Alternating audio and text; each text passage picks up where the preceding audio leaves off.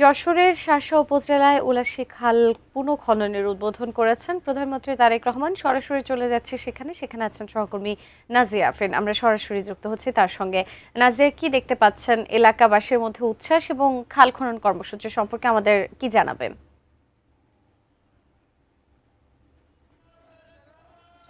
আগে প্রধানমন্ত্রী তারেক রহমান এই খাল পুনঃখনন কর্মসূচি উদ্বোধন করলেন উলশীতে, এবং উলশী রজুরাতপুরের এই এলাকা যেখানে পেটনা নদী থেকে এই প্রবাহ এখানে দেওয়ার জন্য এই খাল পুনঃখননের কর্মসূচি তিনি উদ্বোধন করলেন নিজের হাতে, এবং এখানকার জনসাধারণ যারা আছে তাদের সাথে কথা বললেন, হাত মেলালেন, এবং এই মুহূর্তে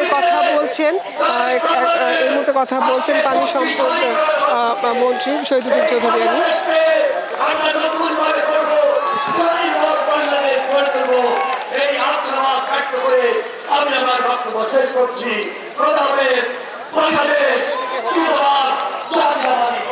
এর আগে তিনি এই খাল পুনঃখনন কর্মসূচি নিজের কোদাল দিয়ে মাটি কেটে উদ্বোধন করার পরপরই এখানে দুটি গাছ রোপণ করেন, এবং এই বৃক্ষরোপণ কর্মসূচির মধ্যে দিয়ে যেটি তিনি যা বলতে চেয়েছেন যে প্রধানমন্ত্রী তারেক রহমান এই খাল খনন কর্মসূচি সারা দেশের কর্মসূচি পরিচালনার পাশাপাশি সারা দেশে বৃক্ষরোপণ কর্মসূচি রয়েছে, এবং সেই সাথে এই খালের মধ্যে দিয়েই যে কৃষি সম্পদের পাশাপাশি মৎস্য সম্পদের যে বিপুল সম্ভাবনা রয়েছে সেই বিষয়টিকে তিনি মাথায় রাখার জন্য বারবার বলছেন। যেখানে যাচ্ছে সেটা বলছে যে খাল খননের সাথে অনেক কিছুই জড়িত, কৃষির সাথে জড়িত প্রতিটি ক্ষেত্রে এই খাল খনন এবং যেসব এলাকায় খাল আবার নতুন করে খনন করা প্রয়োজন সেই কর্মসূচিগুলি চালু রয়েছে, এবং আগামী 5 বছরের মধ্যেই বিএনপি যে তার যে কর্মসূচি রয়েছে, যে তার যে নির্বাচনী ইশতেহারের যে প্রতিশ্রুতি ছিল সেই প্রতিশ্রুতি অনুযায়ী সারা দেশে খাল খনন কর্মসূচি অনুষ্ঠিত হবে। এবং এখানে কিছুক্ষণ আগে বক্তব্য রেখেছেন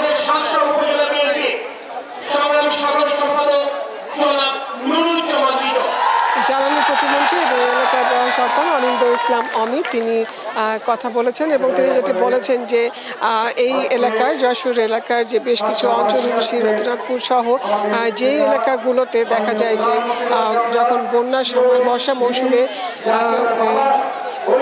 পশ্চিমাঞ্চলের যে পানির জোয়ার এবং এখানে বন্যা পরিস্থিতির কারণে এখানকার কৃষি জমি নষ্ট হয়, বারবার নষ্ট হয়। এই খালগুলো রয়েছে, সেই খালগুলো যদি পুনঃখনন করা যায় তাহলে এখানকার মানুষ সেচ মৌসুমে কোনো সমস্যা পোহাতে হবে না, এবং এই খাল পুনঃখননের মধ্যে দিয়ে জনসাধারণ এখানকার মানুষ উচ্ছ্বসিত যে আবার তাদের এলাকায় যে সেচ ব্যবস্থা সেই সেচ ব্যবস্থা তার সব নির্বিঘ্নে তারা চালাতে পারবে।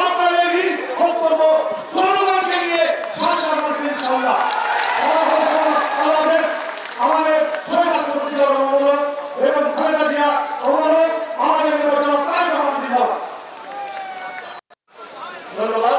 বক্তব্যকে অনুরোধ করছি শার্শা উপজেলা বিএনপির সংগ্রামী সভাপতি জনাব আবুল হাসান জমিকে। বিএনপি নির্বাচনী ইশতেহারে তাদের যে প্রতিশ্রুতি ছিল যে ফ্যামিলি কার্ড, কৃষক কার্ড, খাল পুনঃখনন এবং যেসব এলাকায় খাল খনন করা প্রয়োজন সেই বিষয়গুলো তারা যেমনটি তারা নির্বাচনী ইশতেহারে বলেছেন সেই প্রতিশ্রুতি অনুযায়ী নির্বাচনের পরপরই অর্থাৎ ক্ষমতা গ্রহণের 2 মাসের মাথায় তারা এই খাল পুনঃখনন কর্মসূচি শুরু করেছেন, এবং সারা দেশে অসংখ্য খাল যেসব এলাকায় খনন করা প্রয়োজন সেগুলোর পাশাপাশি যেসব খাল মজে গিয়েছে সেই খালগুলোকে পুনঃখনন করার জন্য কর্মসূচি চলছে। এবং এই কর্মসূচি শুরুর আগে কিন্তু এখানকার যে সংশ্লিষ্ট কর্তব্য রাস্তা পানি সম্পদ মন্ত্রণালয়ের পক্ষ থেকে এই মাটি পরীক্ষা নিরীক্ষা করা হয়েছে, এবং এখানকার খাল পুনঃখনন করে কী কী সুবিধা হবে